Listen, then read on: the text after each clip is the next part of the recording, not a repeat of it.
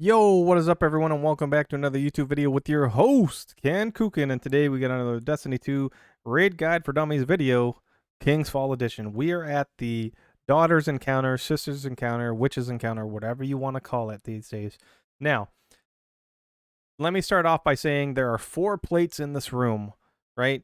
Now, I've heard people say use 1, 2, 3, 4, and, in a clockwise fashion, in a counterclockwise fashion, in not a clockwise or counterclockwise fashion, which is the one we use. I know it sounds confusing, right? Don't worry, it isn't. I like the number system the best. Some people do L1, R1, which is the new thing in D2 that people have been doing for a long time with raids. L1 and R1, which the plate to the left would be L1, the plate to the right would be R1, the back left is L2, and the far right is R2. We do a system of just numbers. It's plate 1 to plate 2. So from left it's plate 1 where Demonic King is standing. Plate 2 is to the right where the knight is at. Plate 3 is the back left, and plate 4 is the back right. Again, some people get confused on which side is back, which side is front. And with all the raid helps that my teammate Boosticles was doing, one of my clanmates, he said when he was helping people when I wasn't around, he was helping people. It was easier for brand new people to learn it with just a 1, 2, 3, 4 system versus an L1, R1, or a back or front, left and right. So for my video, we're going to be using the 1, 2, 3, 4 system as I explain it. So in this encounter, I believe I look at the knight before I start it. For this encounter, to start the encounter, plate 1 or plate 2 will have a knight, and it will be glowing green. Each person has a plate. I have taken the role of the plate. There are 2 people on plates 1 and 2. So there's a person at plate 1 and plate 2, and they kind of like hang out in that area, which is ideally you want to be in like next to your plate killing ads and not wandering away from it, right? So you're ready to jump on your plate. Plate 3 and plate 4, there's people there, and then there's 2 floaters. There's a floater for plate 1 and 2, and there's a floater for plate 3 and 4 on either side of the map, right? And I'll explain the floater's role in this video because it happens as well as the plates. I'm going to explain the plates because the floaters have to do exactly what the plates people do sometimes. Not all the time. It's RNG sometimes. So the encounter is going to start when the knight is dead and the first person jumps on that plate. Someone will be torn, which you'll see it in a moment. The first plate that's lit up green is the plate where the torn person runs to, and then whoever's in charge of that plate should be on that plate, right? So, and I'll explain what happens if you're at the plate and torn at a later time, right? So as soon as the encounter starts, you're going to get a 2-minute countdown timer. When the countdown timer hits 0, if you haven't completed what you need to complete, it's a raid wipe, right? You're just going to wipe and start the encounter over. So I'm at plate 3. This is going to be my job. I guess I don't look at the knight like I thought I was going to do. I'm waiting for everyone else to... Oh, I do. I run back over and I'm like, oh, let's look at the knight for the video. I think that's exactly what I do. For this encounter, I recommend Wardcliff. Gallowhorn works well too, but a Wardcliff and Tethers are really good for this to kill the witches. Love the Wardcliff. So that's the knight. I'm like, let me look at this for the video. And then I go back to my plate. So they started the encounter. Once again, once the knight is dead and the first person jumps on the plate, someone at random will be torn. You will see me torn in this video. Right, and I'll explain that. So I take a plate. Usually I'm floating, but I take a plate. And I'm just killing ads and staying alive. Staying alive. All right. So anyway, I'm waiting. People are calling out things. Snipers spawn outside of each plate's area off the map. And you just kind of, it's going to be a little bit boring. And me just kind of filling in the gaps while, we're just looking at gameplay. All right. So...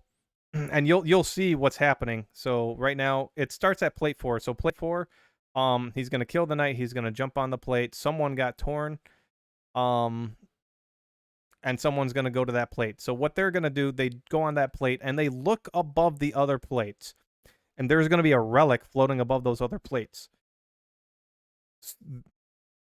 And when they realize which plate it is, right, 1, 2, 3, or 4, whichever plate they have to read, they say, "Hey, step on plate 2," right?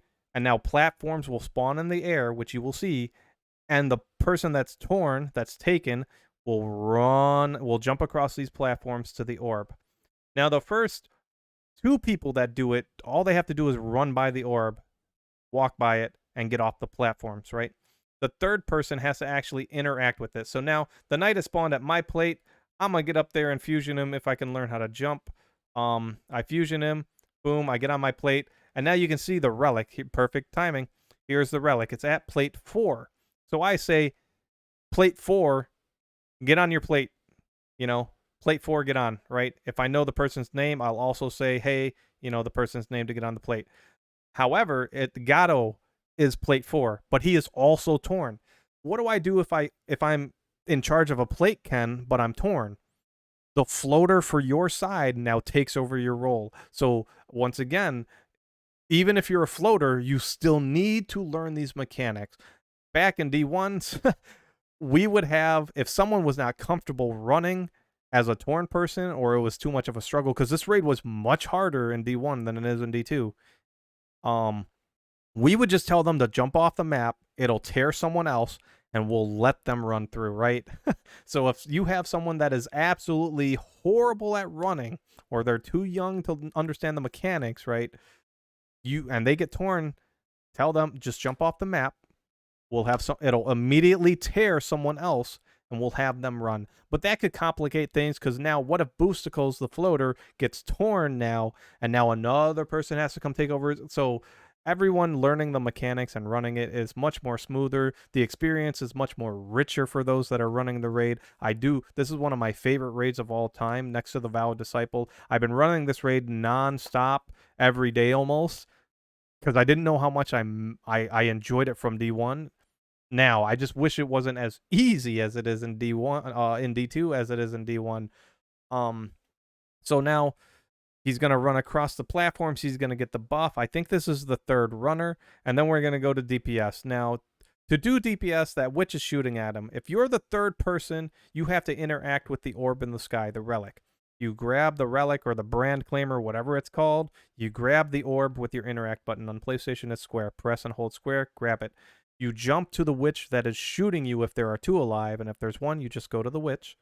And you press and hold square or whatever your interact button is inside their bubble shield and steal their bubble shield. That's going to protect you while you're doing DPS, right? So I believe he's going to grab it. He grabs it. Yep. And we go get ready for DPS. Now, ward cliffs, we like to do DPS when there's two witches alive. We just go to the opposite side, to the opposite witch, stand on the platform below that witch, look up at the witch, and shoot her. Once again, we recommend ward cliffs. And someone like jumped in front of me. I'm surprised I didn't die. Or I think the brand actually, I think we're immortal in this. I don't think we can take damage or deal damage to ourselves in this too. So maybe that's why I didn't die. So you just pull out ward cliffs. Once again, I would recommend shoot a tether. Now we took a little long on the running and the jumping. So ideally we would kill the first witch, but she got immune, right? If you're not dealing enough damage to the first witch, keep shooting until it says immune. Let me rewind a little bit, and you'll look. Well, we'll talk about the timer here in a moment, right? So you have 2 minutes to do all this, right? So from the moment you started the encounter, the moment you made the first knight mad, and the encounter started, you get 2 minutes, and then it's 2 minutes. Like the clock is already ticking. I think as soon as this knight dies, because I don't see the timer on my screen, so I think as soon as the knight is dead, and the first person is taken, like I jump on, boom, him a weaving. So the timer starts when I think the first person jumps on, right? So let me clarify that. It could be when the very first knight dies, but let's assume it's when the knight dies and the first person jumps on the plate that needs to jump on their plate. You're on a 2-minute clock, right? So you have a little bit of time to get everything in order to start it. Need to get revives, ammo, whatever, orbs, whatever, right? So I jumped on plate 3. I look around because I forget to look around, but it's plate 2. So I'm like, all right, plate 2, get on your plate. The torn person comes over to me, and they're going to jump across the gauntlet. Now, once again, for the most part, it's a rinse and repeat. So if only 2 people are on the plate at one time, it's never more than 2 people. I think at the end of the raid in D1, like 4 people had to be on their plates, and it had to go 1, 2, 3, 4 in a clockwise order. which again was much more harder than 2, uh, which is also in the Oryx encounter. It's only 2, so um, again, I wish the raid was just a little bit more difficult for nostalgia's sake. All right, so and we're just, again, we're at 1 minute and 16 seconds. If you fail to kill the first witch, right, a witch on DPS phase number 1, I believe you must kill a witch on phase 2 or you die. Like, you have to kill the witches. So you literally get 3 tries on this, and you have to kill one witch this either the first time guaranteed or the second time guaranteed, and then the third time, of course, guaranteed. So I got torn. So I jump over to plate 4. All right, we call out, hey, plate 2, get on your plate. The witch is trying to shoot me. So when you're torn and you're on a plate, whatever boss you're fighting, the witches or Oryx, they're trying to kill you. So just stay on the plate if you can. That way you're ready to jump across, and just stay on the opposite side of the plate and just very small circles like I'm doing so your teammate doesn't get shot. So here I go. I'm jumping across. If you like triple jump and stompies, this is the place to do it. I actually claimed the brand, so now we get to see. So we get 30 seconds of this. So I have to go to this witch. Take your time jumping here. I've seen a lot of people fail jumping up there. I steal the brand, or whatever. Yeah, the brand of weaving, and I just stand here. Pop my golden gun. I probably miss. Nope, I hit. And then I pull out the ward clip, right? And we have until that clock hits 0 to kill her. Again, tethers are really good here. I think the tether makes the ward cliff hit super hard too. So I don't use golden gun at this point anymore on my hunter. I use only tether. And then we're supposed to stand together. I was just pranking my team right there. I'm like, all right, later, losers, because I have the buff that saves everyone. And now we have to wait for the explosion to happen, which is a raid mechanic wipe. So I'll rewind just a little bit. The brand of weaving is gone. And now we have to move because, one witch is still trying to kill us. And now the last witch, or the other witch, is already half dead. We just have to make sure we kill her. And once again, this is just the rinse and repeat mechanic. So we're gonna go ahead and fast forward because there's nothing else really to talk about. Everyone's just running around doing their plates once again. The most important part about this, when you're running with a new team or any team, is what plate system do you run? Knowing the mechanics is fine, but if you're like, yo, I know what to do here. Someone came into my stream and we played with them when we got here. He's like, yo, I watched, this is the part of Rick Heckes' video I watched. I know what we're doing. And I'm like, oh, okay, you got it. And I said, you're plate 1. And I ran off and I started the raid. I literally just started the encounter. And he's like, wait, what am I doing? And I said, no, you're fine. You watch Rick Heckes' video, right? Like, so like, we ended up losing because he knew kind of the mechanics, but he didn't know like how we ran it, right? So the most important part of this part and Oryx is just, what is your plate system? Is it 1, 2, 3, 4, back left, front left, L1, R1? Once you know what the plate system is and you know the rest of the mechanics, it's easy peasy. We're going to go ahead and end the video there. If you enjoyed the video, if this helped you out, please thumb up the video. I'd greatly appreciate it. Consider subscribing. I have all the other raid parts for dummies. Some of the videos are a little bit scuffed because I don't have all the parts shown, which I truly apologize, but I've been running raid helps this whole time. You can catch me on Twitch live running raid helps. Come through. Get your help. Come hang out with me. I also do trials help as well, which we will be getting back into PvP videos as well. So you'll be seeing them soon, where I talk about, I'll talk about what I've been running for my solar builds and my arc builds. Anyway, let's go ahead and end here. Thanks for watching. Super appreciate it. Links in the description below, and I will see you all for the Oryx video.